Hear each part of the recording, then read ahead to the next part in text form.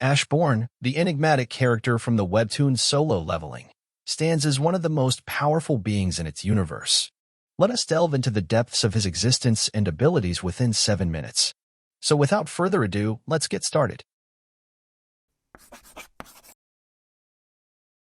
Ashborn, also known as the King of the Dead, emerges from the primordial clash between light and darkness. His history stretches back eons. In another world, light and darkness existed in an age where everything else had yet to exist. The Absolute Being known as God split light and created the emissaries, and split darkness to create the 8 monarchs. The monarchs who were born to destroy the world, and the emissaries who were born to maintain the world, continuously killed each other's soldiers. Ashborn was one of the emissaries and the strongest of them all. He was favored by the Absolute Being, and he showed unwavering loyalty. After eons of fighting, the emissaries were tired and heartbroken to lose countless soldiers.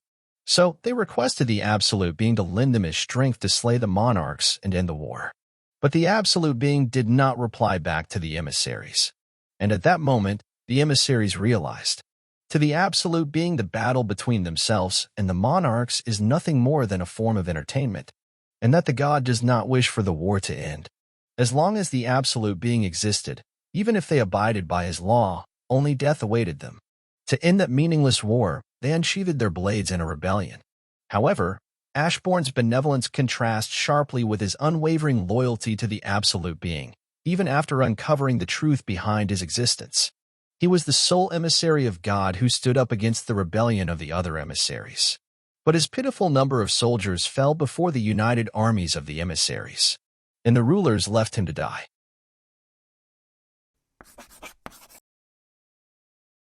As he was dying, he discovered a monstrous power that the Absolute Being had hidden in his body. His magnificent wings fell, replaced by jet-black shadows. From death, he emerged with the power to revive and control the dead, and he led his new army to the battlefront. However, it was too late. By the time he had arrived, the emissaries had already slayed the god. After the Absolute Being's death, the remaining emissaries called themselves the new gods, thus assuming the position of rulers. They used various tools left behind by the Absolute Being to hunt down the monarchs.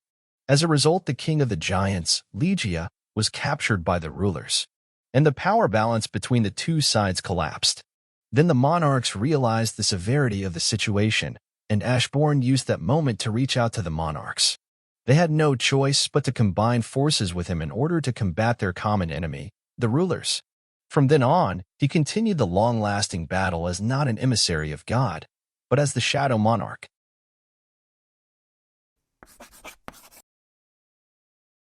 Time was on his side. The corpses and the souls that remained on the battlefield, he would turn them into his soldiers. His power was so terrifying that eventually, even the monarchs came to fear him. 2 of the monarchs who feared him aimed for his back after joining forces. Strength that was too powerful brought him betrayal, while the king of the beasts, the beast monarch, ran away after abandoning his soldiers. The king of the demons, the monarch of white flames, Baron, had to pay the ultimate price. But then, the rulers arrived on the scene. Ashborn held his cape high and imprisoned Baron in the shadow world. After that, when he confronted the rulers, something unexpected happened. They kneeled and asked for forgiveness. Even though they had enough power to send him back to nothingness if they wanted to, they chose to pursue peace. It was the least respect they could have shown him. For the time he was their ally. He was overwhelmed. He could not come up with any kind of solution. So he left and went into hiding to let his body recover. He had planned to strike the beast monarch after recovering, but in his absence, the rulers defeated the monarchs. When Ashborn reappeared in front of the monarchs who took their chance to hide in the cracks between the dimensions, the monarchs of dragons gladly allowed him to join his forces. After that, they went searching for a new world, for the sake of building up their new army. They found Earth, and Ashborn felt like he didn't belong there, and in search of his place, he followed the monarchs.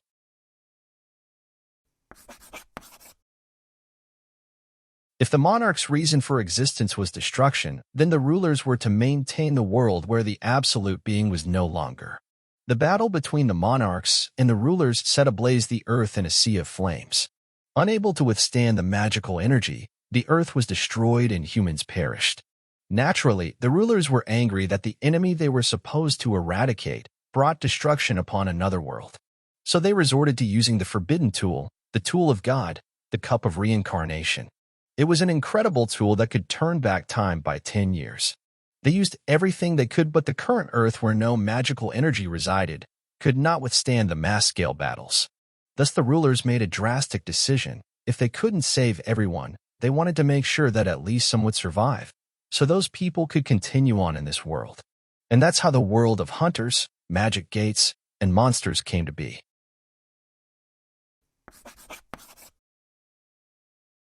While the monarchs couldn't resist the cup of reincarnation, since they were higher beings, every time it was used they retained memories of the previous life. So as the rulers planned to devise strategies, the monarchs also modified their plan. They planned to arrive on Earth much faster than the rulers had predicted by descending into the bodies of suitable humans. However, the powers of Ashborn and the Dragon Monarch were too great for a mere human to handle, so they couldn't find humans suited to be their hosts. At that time, one of the most capable mages, known as the Architect, came to him with a proposal. They were willing to find him a suitable host, but only for an imperishable body in return. The Architect searched high and low, but the search was not an easy one. It was nearly impossible to find a vessel to contain death. But in the midst of his search, the Architect found someone who bested his system, someone who rewrote the rules of his game and exceeded his expectations. Sung Jinwoo, the boy who was always closest to death, yet avoided death again and again. Ashborn watched him, and even in the opposition of the Architect, he picked him.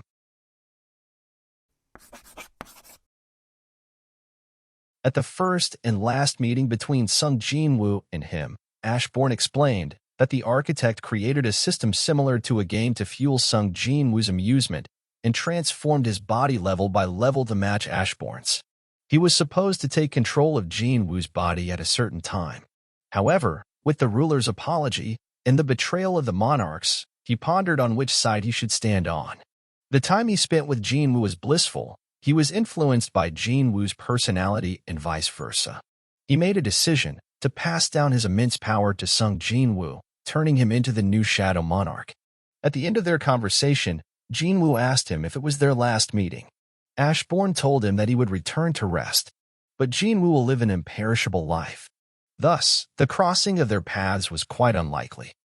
And with that, Ashborn's journey comes to an end, a being who embodied both brilliance and darkness.